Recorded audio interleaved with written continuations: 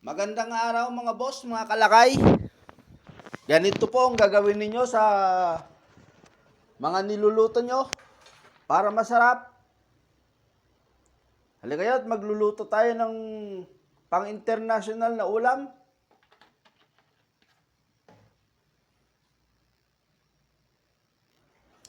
Eto na po, ilalagay na ho natin yung ating bawang, luya, sibuyas. Sabay-sabay na ho natin yan.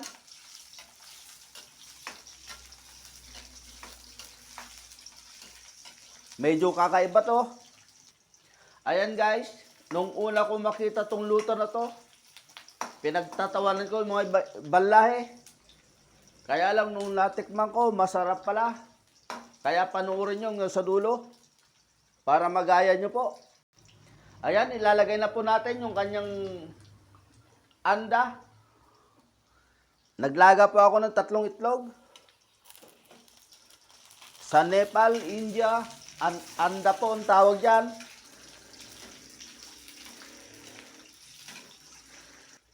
Ayan guys, medyo aantayin lang natin na magkulay brown yung ating itlog. Ayan po, ilalagay na ho natin yung ating bunga ng malunggay. Nahugasan ko na po yan. At meron pang buto ng setaw.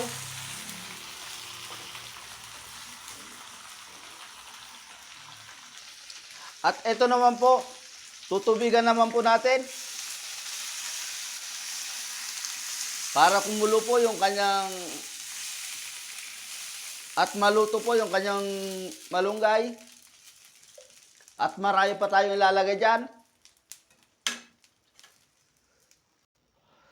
At ito pa po yung ibang sangkap. Star anise.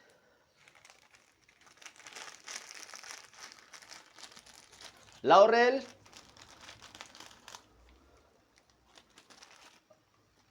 Ayan, lalagyan pa natin ng chili flakes.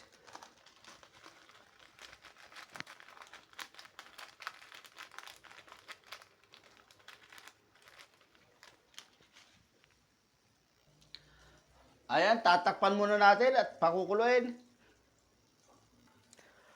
At ito pa po yung kanyang sangkap na isa. Ilalagyan din natin rosemary leaves. Ayan, para makumpleto sana natin. Kaya lang kulang po tayo ng ingredients. Ayan po. Ilalagay na ho natin lahat ng sangkap. Lalagyan natin ng cayenne powder.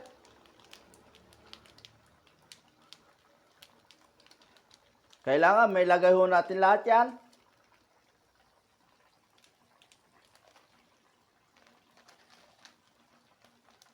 Garlic powder.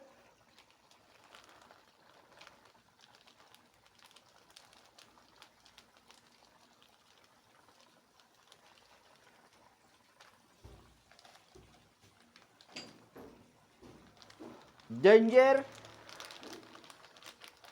Ilalagyan din natin.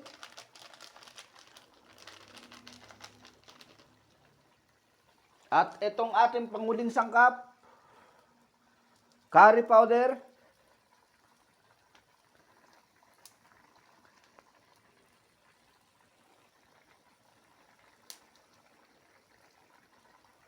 Ayan ang napakasarap sa itlog. May gulay.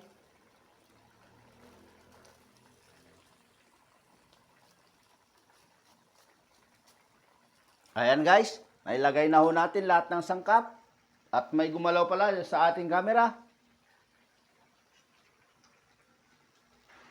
At ilalagay na rin po natin yung kanyang sili.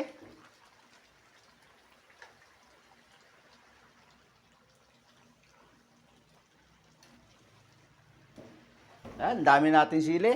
Ayan guys, tatakpan muna natin at para maluto naman po yung kanyang sili. At parang kakunti na po yung kanyang sabaw.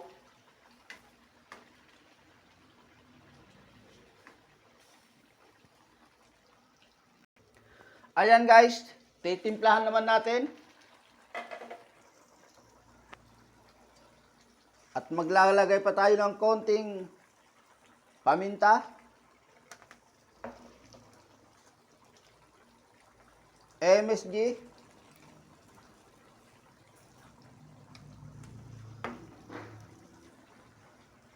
At patis. Ang mga ibang lahi hindi po gumagamit ng patis. Uy. Ayan, medyo napasobra.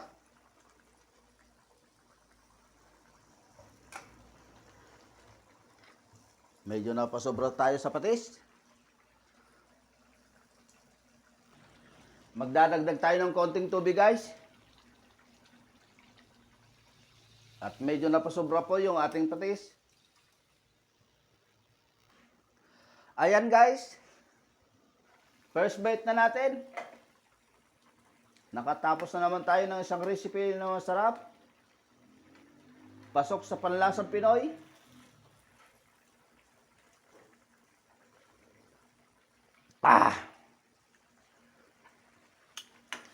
Hindi manghang yung ating sili.